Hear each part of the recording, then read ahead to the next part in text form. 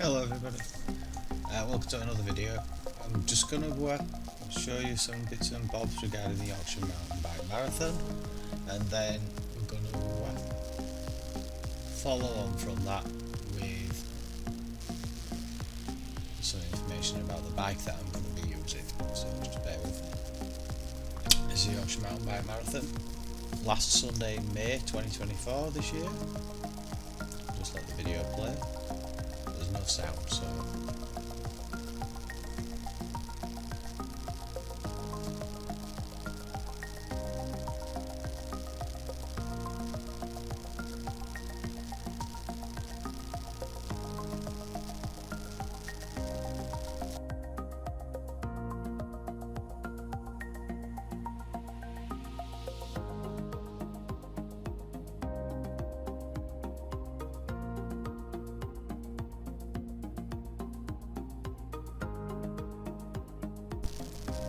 okay, that's the intro video. Right, so we're going to have a quick look at the routes. There's two routes, 25k and a 40k. Just zooming a little bit, there we go. So 25 kilometres and 1279 feet of climbing. It's about 15 miles. Okay, this is the route profile, and this is the route on the map. Okay, Hardtail Estates just outside Malton, North Yorkshire, something like halfway between York and Scarborough. Really nice area of the world. Going to be a really good day out, especially if the weather's nice. There's more than one route. There's a 40 kilometre route. There we go. And that 40 kilometre route has 2,453 feet of climbing. And again, you can see a lot of it's the same route as the 25, but with other bits in it. It's a lot more difficult, as you can see from the route profile. It's a big route. There's also a 65k, which is one lap of the 25, followed by a lap of the 40, and then there's an 80k, which is 2 laps of the 40k route. Okay, so for the most variety, you probably want to do the 65k. So if we're going to talk about that in mileage, 25k is about 15 miles, 40k is about 25, 65k is 40 miles, and 80k is about 50 miles. Okay, so just leave this here so you can have a quick little read.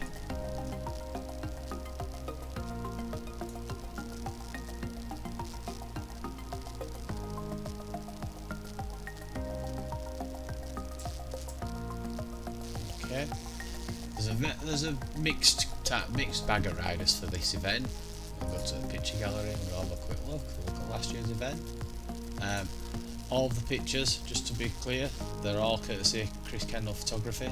They're fantastic images, and they're free to download, presumably because people have paid for the privilege of riding, and Chris is doing it. So hopefully he's making a few quid from doing it, but these pictures are fabulous and they're a great gauge as to what to expect on the day. So we'll just have a quick look, for instance, at this chap here.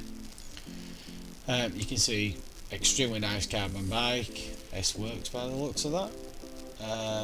Might just be a speciality, but it's carbon. He's wearing lycra. He's probably competing. Looks like it's pre-race, no helmet. But you know, nice bike. Looks like quite a competitive guy. Clipped in pedals. And a picture, so like something like this. Again, this chap here. Mandraker with a SID, full carbon, no dropper post, flex post by the looks of it, and it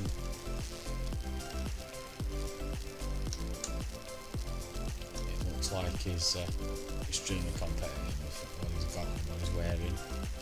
Looks like a competitive guy. Everything's age grouped, so if you're over 50 you'll be in over 50s, if you're over 30 you'll be in the 30 to 40 group, and so on. So I'll look at the start line picture here. Obviously, as you look at this, you can see very competitive looking guy, Santa Cruz with a SID, cross country race tyres, Aspens, Ardent Racers, again SID, Box 34 looks like a step cast. So, you know, it's 32 step cast. Again, look, you can see from what people are wearing, the people starting at the front, they're the competitive people. It's quite clear. So that, I mean, which is fair enough. But if we find a picture that's a little bit further back, so like for instance this one, where you can see some of these people that are at the front, but you can see a little bit further back. The further back you get, the less competitive those people seem to look. But again, you can see from the front, race tyre, Victoria with a red badge, that's a race tyre. There's some very, very competitive people. So you can find a picture that goes a little bit further back. Here we go. Got this one here, so you can see a bit further back. So again, you can see the fast guys, you know, full stretchy lycra and all the rest. But as you get further back, much more casual people. And this is not everybody, I believe this is just one starting group, so it might well be a couple of age bands and that's it. But you can see some extremely nice equipment people are riding as well. So let's have a look. One of the other beauty things about having a look at some of these pictures is you get to have a good look at the course, what to expect, what kind of terrain you're going to be on, so you can pick and choose how you're going to set your bike up accordingly. I would imagine on a dry day, yes, cross-country race tyre would be fantastic, but however, being the UK and being Yorkshire, there's a good chance that we may have rain a day or two before, or on the day, or all of those things. And if there's anything other than dry all week, you're probably better with something more on the trail side of XC tyre wise for a bit more bite. But again, so this chap we were looking at earlier at the beginning of the race, you can see, looks like it's bone dry on that particular day. These guys are obviously competing, pumping out of the woods. They're all extremely competitive guys. This guy's fully coordinated, black and yellow bike, black and yellow kit. Fair play to him. So let's have a look at some of the other people or some of the other places. We'll look at this one for instance. Clearly these guys, I'm not saying they're not competing, that's obviously a cross-country tyre, but his kit, I mean yes it's Rafa but it's not skin tight. I would imagine this guy's going for the day out rather than for a win or an attempted win or anything like that. He obviously looks like he's there to just enjoy his day out. Probably the same with this kind of guy. I mean it looks like a nice bike, sit on it, full carbon, it's a nice looking machine. Same there. He probably is competing, but his age group looks like it's probably quite high. Not in an offensive way, but just a fact from looking at the photograph. And as we come and look further back down the field, this is obviously a picture of the same spot as the field comes through. You can see that we start getting into it. I mean, obviously that's a nice bike, but it will be heavier than some of the race bikes that we've seen. This guy, he's got a lot more kit, he's wearing a pack, he's probably not competing, he's more there for the day out and the enjoyment, which obviously is a great idea. You can go and race, you can go and take part, you can go with your family, whatever works for you. It's a really good event.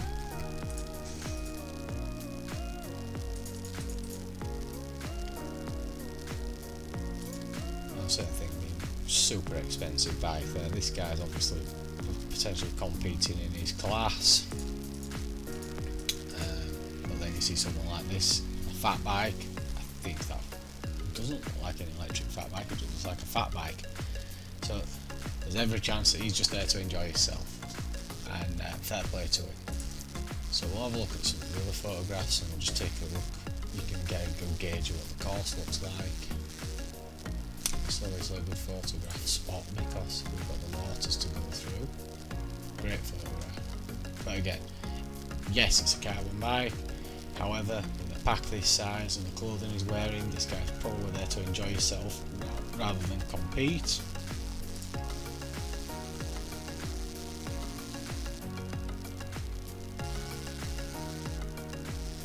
Beautiful woods. You know, you just can't argue with where this event is held. It's such a beautiful area. Yeah, you can see people there clearly just enjoying themselves. They're not there to win, they're there to take part and just have fun and day out on the bike.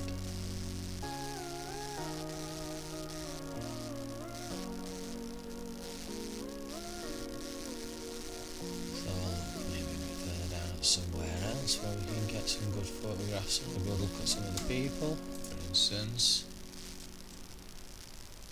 again, 3 people that are probably just out for the ride, might even all be together as a family.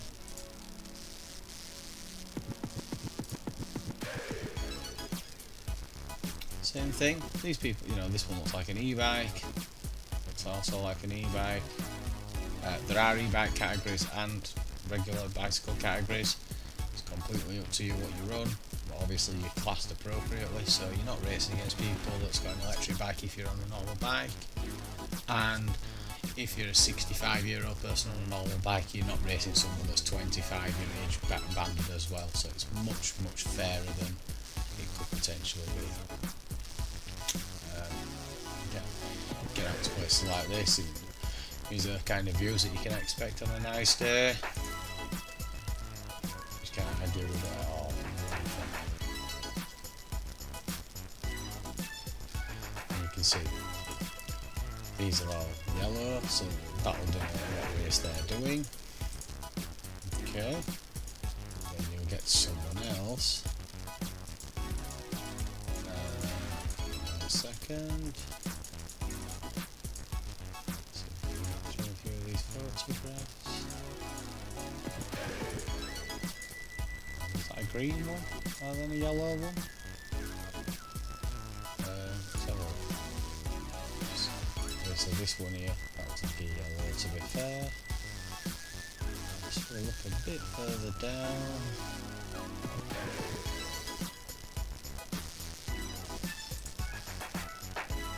There's a red one, so you can see tickets are always there. And the signposts are called. But again, you can see some of the views, absolutely fantastic. Again, look at this chap here, really nice carbon fibre cube, full suspension. Yes, he's got all the fancy kit, but he's probably not competing, he's probably there taking part. This guy here, you know, clearly having a good time, probably should have his helmet on really, but again, not competing by the looks of it. It's probably not going particularly fast. There's people walking down here, so, you know, they're just taking part, having a day out on the bike and enjoying themselves. Now this lady looks like she might well be competing. Carbon fibre bike, skin tight lycra, you know, clipped in, tight shoes.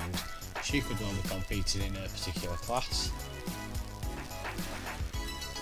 Perhaps not there, and I'm just judging this more by what people are wearing than the bike that they're on. Many people have a fancy bike and many people ride it casually, but likewise some people are ultra competitive, and in my opinion people that are racing tend to wear skin tight clothing. It's just a fact. So again, just by looking at the pictures you can see with this being an e-bike, he's probably going faster than he looks.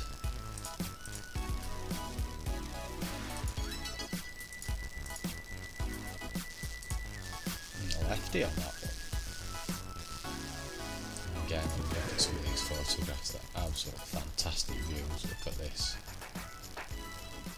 Fabulous area.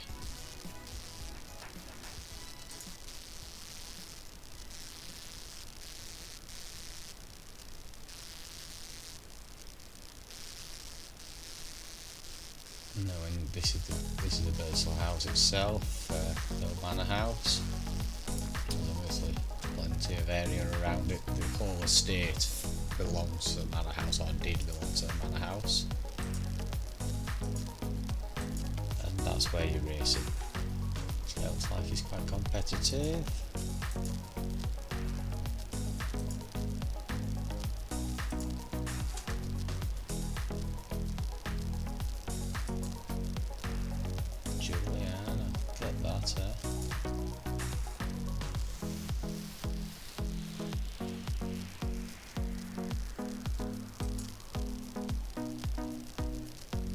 Carbon fibre 9er e-bike.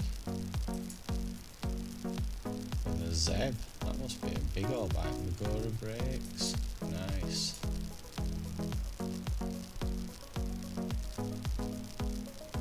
That looks like it might be a steel hardtail. Cool bike with a lyric on it. Very nice. Maybe 4-piston brakes. Looks very cool.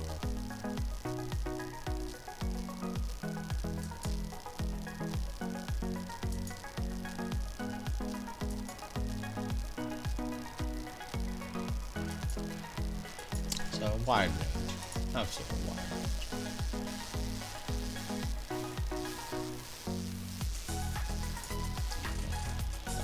This is the final run up to the finish line, or to finish your first lap. Final run up. But yeah, the house is wonderful. You can have people have weddings there and things like that. It's an old state road. It's stunning grounds and an estate. Again, as you can see, free to download, courtesy of Mountain Bike Marathon and all the ride. The pictures, if you actually download them, the quality of them, unbelievably good. So massive thank you and appreciation for them actually even being here to look at. Very well organised in that respect. One of the other things that we can do is we can look at the results from last year and just have a gauge of the times. It's a little bit weird when you look at this, but hopefully we can get another gander. There we go. So if I go on the finish time and sort it, hopefully.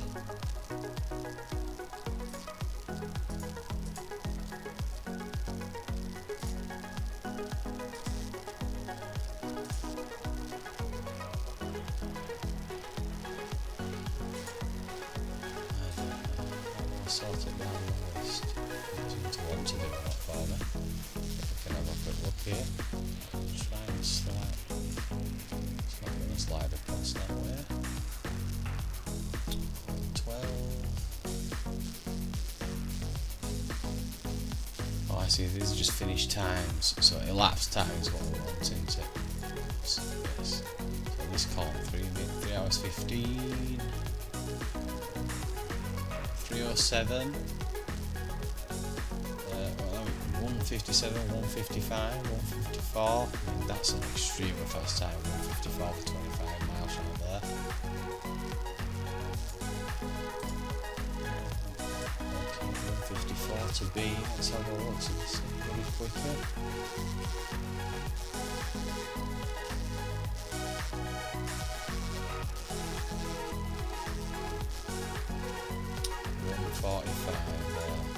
That is a fast time. That's on an e-bike. So what's that 154? Is that also an e-bike? E-bike, yes, okay, which is fair enough. But you can see these are all the categories. So, I mean, 337 there, conventional bike in the over 40s. That's a bit of a time. It'd be nice to be able to actually separate some of these and get a good idea. 25k people are finishing 124 so 124 on a conventional in an over 40s. That's a good time. Let's have a look. That's a good time. 25k on a conventional bike, yeah. 215 on a conventional. Somebody there on an e-bike at the start. 157 there. Okay. 132, that's an e-bike. 147. 141. Very fast time. 143. And then over 50 class. That, you know, that is somewhere. 150 in the over 40 class. 143 in the over 50 class. Really good.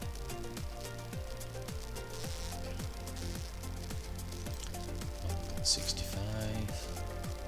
That's time there. 3 hours 15. That's a very good time. 2:43 in the over 50 class. That is some going. That really good.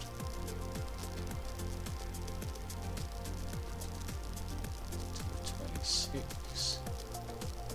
Again, fantastic. Jewelry bond, really good.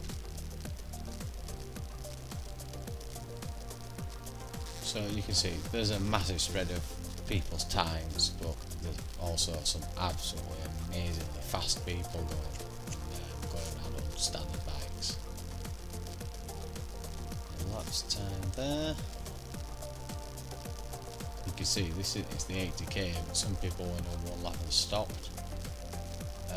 There he's done the 80k for 6 hours.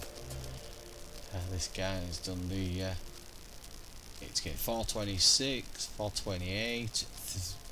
You've got to be careful of some of these times because some people haven't completed the full distance. Someone would say that 428, 426, 420.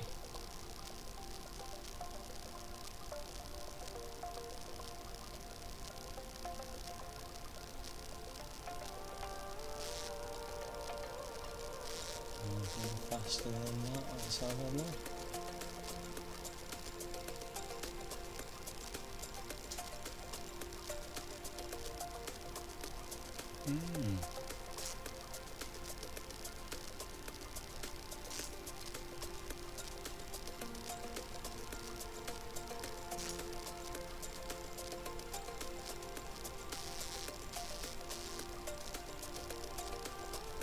Okay. Right, well, I think that's enough about the event. Seen plenty there. Hopefully gives people a really good idea of what the event entails. And we're going to now have a bit of a look at the bike I'm going to be using. So just bear with me a few minutes, hold on. Okay, so next we're going to look at my bike, and this is it. It's a Whyte 429, a fully custom built bike. The only things that are stock about the bike are the frame and the seat post clamp. Every other single component has been replaced, made to my own specification exactly as I want the bike. So to start with, the original fork is the RockShox Judy. It's a Judy silver coil, and this is a RockShox Judy also, same travel, 20mm. But it's a gold air. Brakes are Tektros originally. These are upgraded to Dior 6120s with sintered pads. This is an M8000 last gen crank with 165 arms. The reason for that is to keep the 50mm chain line that the bike wants to be perfect. This is an 11 to 51 Dior 5100 cassette, 5100 Dior clutch derailleur with 8 M8100 bearing jockey wheels, KMC SL11 speed chain, Transex lightweight dropper 170mm, physique saddle, nuke-proof carbon bars, spank grips, Shimano dropper lever with this Transex post. I'm using Shimano clipless pedals. These are custom built carbon wheels, alloy nipples, Petey's valves and sealant, and then I'm using the Schwalbe Wicked Will, which is cross country to trail tyre, and a Nobby Nick, which is also cross country to trail. This is a 203mm rotor on the front and a 180 on the rear, and it's also got an XT bottom bracket in it. Shimano hubs, which are the highest end hubs that can accept a 6-bolt rotor. So I've got an extremely high spec, and I've got a Whyte branded stem, which is a stock Whyte stem, but it's from my T160, which is the other bicycle I have. See if we can find a few more close-ups. So these are M8000 cranks, and again the reason for that is 50mm chain line, where anything that's 8100 or 7100, 6100, 5100, they're all 52mm chain line. I just prefer it that little bit tighter in. And these super lightweight Shimano SPD, they're the lightest ones that they do. They're not XTR, I believe that the Ultegra class, which yes technically is road, but they've got an SPD mountain bike clip on them, so I'm not sure exactly where they sit in the range, but they are extremely light. Single sided. So 11 to 51. These are skewers as well. It's not got axles as in like a maxle. It's a quick release bike, but these are bolt-in skewers. Again, you can see the clutch on the derailleur.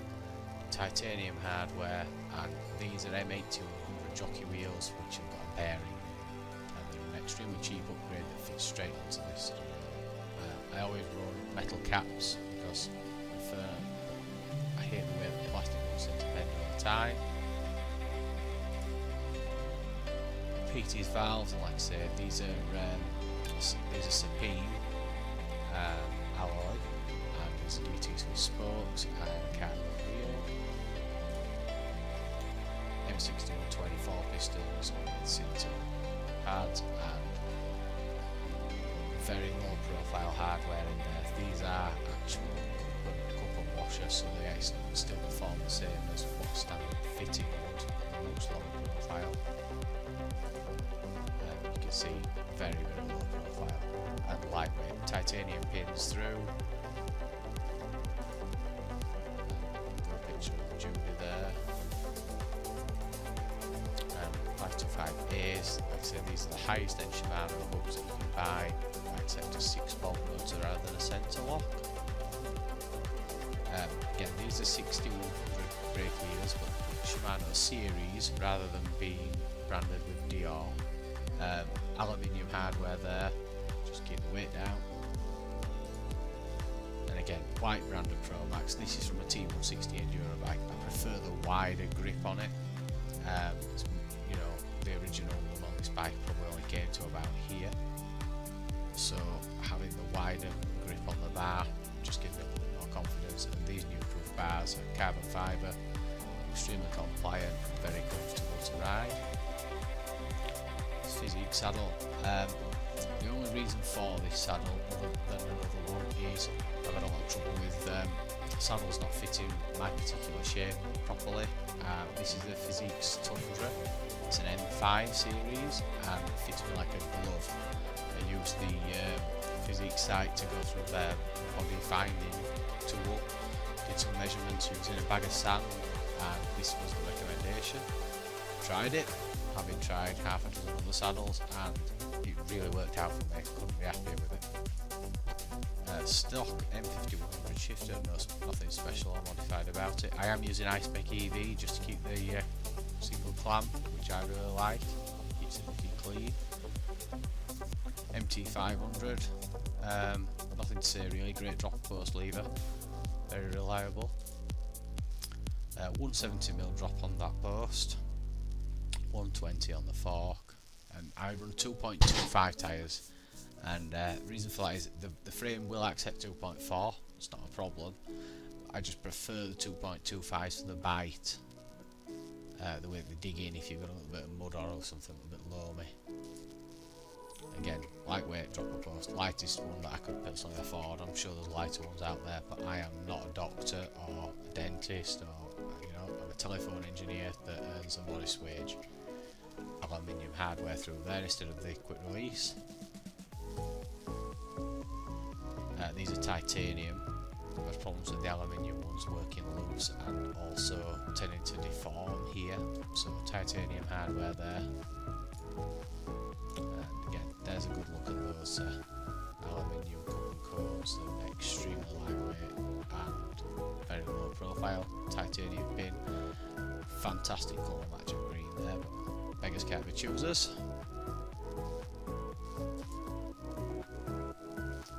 There, and you get an idea of just how low profile these are. I don't know why these fit the way they do like this, but they do. Here's a non-drive side. As you can see, you've even got the alloy in there, alloy bolts in there. Just as much colour coordination and personalisation as could be possibly done on this bike has been done.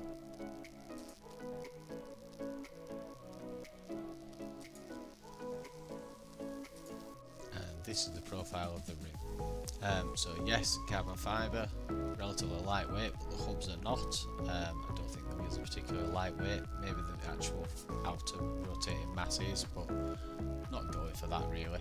I'm going for something just a little different. These are hookless, tubeless, 25 internal, 30 external and 30 deep. They have been fantastically reliable, they were relatively inexpensive and I really like them. The specs for the internal and external are identical to the original wheels that came with the bike. I just fancied the carbon fibre because they look a bit fancy and I'm a sucker for something custom, so I went for a set of these. There's the specs of them. And now I'll have a look at the original spec of the bike so that you get an idea of just exactly what it came like and what it's turned into. Okay, so this is Whyte's page on the bike. You can see from how it looks, it comes with YMBM tyres, 2.4 on the front, 225 on the back. I have run 225 front and rear. It comes with 180mm discs, 2 piston Tektro brakes, Dior 10 speed with a clutch, and a Whyte branded crank, which nothing wrong with any of those things. The crank's quite heavy. The fork is even though it's a Judy, it's a coil, which is quite heavy. Quick release seat post with no dropper, and it's an entry level hardtail. However, I love the colour, and that's why I chose it, because the dark green, it's metallic with a matte finish, and when you see it in person, it's a fabulous looking colour. For me personally, I really like it. So we'll have a look at the complete spec sheet for it. I'll just try and zoom in a little. There we go. So suggested retail price $825, but being a 2021 bike, you could not find this bike for less than £1,000 anywhere it was for sale. I certainly tried to find it for the SRP, but it just wasn't possible. So I run a medium, and that's because I like the long dropper. I probably should really ride a large, but I just prefer a slightly more compact bike at 5 feet 10 and right on the border. So as you can see, silver TK 120 120 travel. It doesn't say, but it is a coil fork. This was a caged headset. I'm now running an FSA, which is a cartridge bearing. Whyte branded hubs, they are fine and they're very good. Not had a minute's bother with them. I do believe they're probably lighter than the Shimano ones as well. However, I prefer the Shimano. Again, Whyte Trail 25, they are tubeless setup from the factory, as in you just put a set of valves in, put some sealant in, and away you go.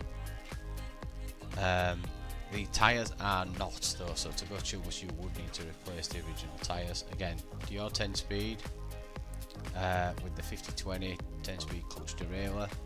Some race cassette for whatever reason instead of the Dior one. When I've looked around, I actually think that this cassette is more money than the genuine Dior one, so I'm not exactly sure why that was put on it, but it is what it is. Some race matching chain. And again, crankset 170mm, I've dropped that to 165 because it's just what I prefer, but the chain line on it was 50mm, so that's why I've got the M8000 and not the 8100. All of this stuff is the same as so the nuke proof is not 30mm rise, it's 25mm rise. However, same width and it's carbon, same length of stem, 45. I think I'm the same length. I might be at 35 with the one that I've got. I'm not. I'd have to check that. But Tektros, I mean, the brakes were fine. I never had any problems with them. But I just really like genuine Shimano stuff all over my bike, and especially if I can get it all as close as possible to matching. It's just what I prefer. And obviously it came with composite pedals, but I run clipless. So if we just look here, there's a few more specs on it. This is tyre sizes. Again, the rims are tubeless compatible. It gives you the spoke length. What it doesn't tell you is the chain line, funnily enough, but you can measure that for yourself easy enough. And then here's the specs. I'm running this one, the medium. So you can see there's only 20mm of standover height difference. BB height's the same.